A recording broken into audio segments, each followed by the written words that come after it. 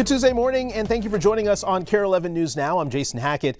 Let's get right to your headlines. Just over a year after the most shocking act of political violence in Minnesota's history, Vance Belter learns his fate in federal courts, where later this morning prosecutors are asking for 2 consecutive life sentences. Belter pleaded guilty last month to killing Speaker Emerita Melissa Hortman and her husband Mark, and shooting Senator John Hoffman and his wife Yvette. Audrey Russo was outside the courtroom this morning.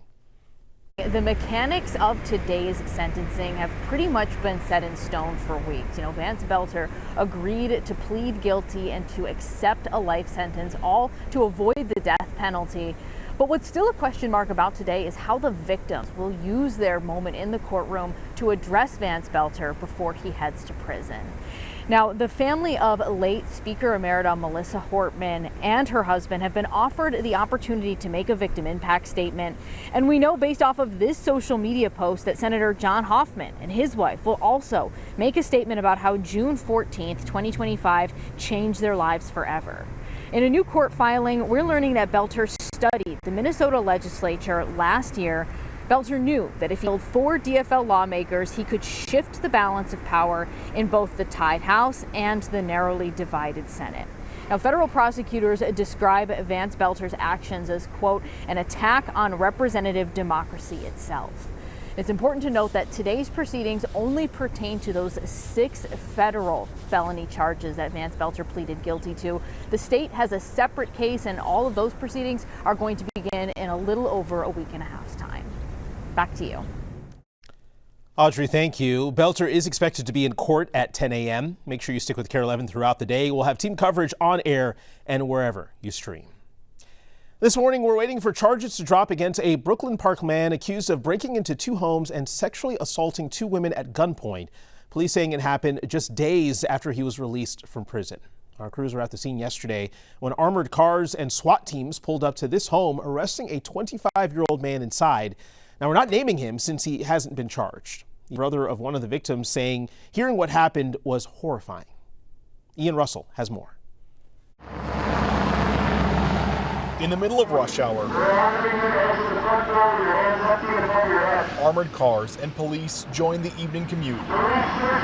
Brooklyn Park SWAT moving in, arresting a 25-year-old man in connection to several sexual assaults that happened over the past week. Nobody should have to endure what they did. Nobody. Police say that man, who are not identifying because he hasn't yet been charged, was released from prison on July 7th and on parole from a firearm possession charge. Just 10 days out of prison, was able to get a gun, possess that gun, and sexually assault and home invasion style are citizens of Brooklyn Park. That is simply unacceptable. Those 2 sexual assaults happening just feet from where that man was arrested. To say that it's alarming, that's exactly accurate. It is alarming. As police say, he held his victims at gunpoint before assaulting them. This is really traumatic and should be for any community. This should not happen anywhere, and I'm sorry that it does. One assault happening in the same apartment complex, the other just blocks away. So what's going on? Is he okay? Prince Don says Wednesday morning's assault was personal, as his sister, Betty, was the one attacked. They said that when she yells or shouts or something like that, they're going to shoot the kids and other stuff. I'm like, what do you mean? It's something scary, if you have a sister and other kids around, That man taken into custody without incident. Knowing that it is such concern to the community. Now in jail, awaiting charges. But what we did do is we're going to hold the person accountable. Well, right now, 13 wildfires burning up north, scorching more than 77,000 acres. The destruction continuing as businesses in the area say they're taking the hit during peak tourism season. Jennifer Hoff spoke with resort owners near the Boundary Waters who told her how they're moving forward. The Forest Service is expected to lead us behind fire lines for the first time in just a matter of hours. And it comes as some resort owners are, for the first time, also making changes to some long-standing policies as guests continue to cancel, despite some pretty favorable weather. The Boundary Waters canoe area, best known for its beauty. Ask Roger Pond. We're able to kind of cater to everyone. And the resort owner can make it just as comfortable, too. Many of these cabins you see are winterized. Timber Trail Lodge sits on the edge of the forest, an 85-year-old retreat. dependent on tourists coming from across the country, California, Texas, Florida, New Orleans. canceling their stays instead as wildfires burn just miles away, leading to huge economic losses. All right, we'll get you ready here. There are dozens of places just like ponds around here that when the fires first started 2 weeks ago were socked in with smoke, leading Pond to change his strict policy for the first time. We needed to sit down and think about how we could accommodate, the real concerns, the air quality concerns and other things like that in a way that was both fair to the guests and fair to us. Now allowing guests to not only rebook, but issuing a nearly 50% refund if they cancel completely, something resorts hadn't even considered before. It's a weird line, right? I mean, because I don't think there's so many other scenarios that you can think of where we would not be, the policy. Gray skies, now blue, but officials here say fire season is far from over, expecting the drier conditions to fuel the 64,000 acres already burning. Pond recognizing fire is more frequent. Hopefully I'm going to drift the same way. Taking us as far as he can, hopeful everyone can see the full beauty here soon. You get people up here and, most people fall in love with it.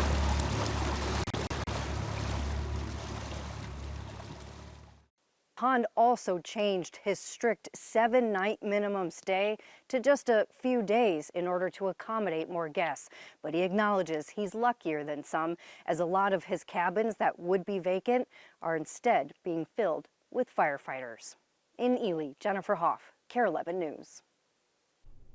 Well, today, Secret Service agents are getting ready for the rescheduled White House Correspondents' dinner tomorrow. The event coming 3 months after a gunman opened fire outside of the original dinner. We will always evaluate every site, and right now we have an advance team there, and they will take back and they will set up a plan to set that site up for success, just like we did at the White House Correspondents' Dinner at the Hilton.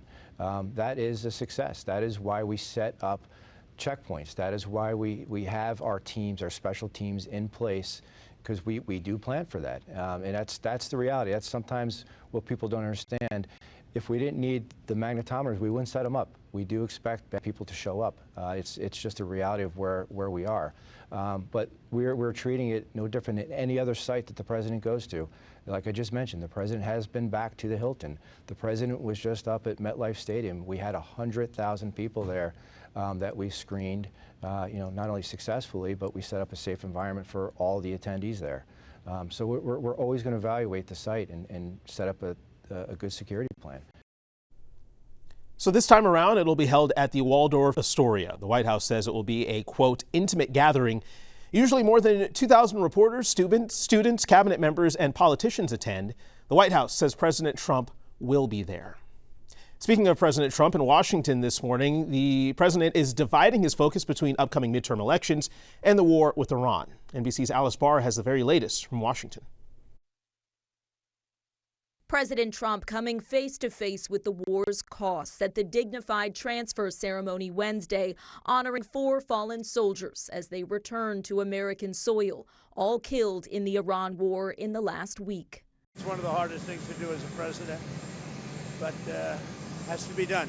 The president met with the families of Sergeant Angel Rampersad, Private First Class Isabella Gonzalez, Captain Tyler James Feehan, and Staff Sergeant Michael Emmanuel Swinton. He was killed in an Iranian drone incident in Iraq. The 3 others killed when Iran struck their base in Jordan. Sergeant Rampersad's family focused on how she lived. She stood up for those who couldn't fight for themselves, a defender and a friend. Captain Feehan's parents flew home to Georgia on board Air Force One, and President Trump acknowledged them at a rally there. He was a person that was going all the way. We will carry Tyler's memory in our hearts forever. While saying Iran isn't ready yet to make a deal. Because every time they make a deal, they want to change it. Overnight, U.S. forces launched a 12th straight night of strikes against Iran after the president made a new threat to bomb and destroy a bridge or power plant anytime Iran shoots at a ship in the Strait of Hormuz. While in swing state Georgia, he zeroed in on key midterm races, as some Republicans are voicing concerns that the war may hurt the party at the polls, with gas prices prices again pushing higher. I think by any objective measure, we're worse off than we were before the war. President Trump insists Iran is weaker and America safer as the nation mourns those who've paid the price. The U.S. has now signed a landmark nuclear agreement with Saudi Arabia that a senior administration official told NBC News supports the kingdom creating a civilian nuclear power program. Critics fear it could touch off a nuclear arms race in the Middle East.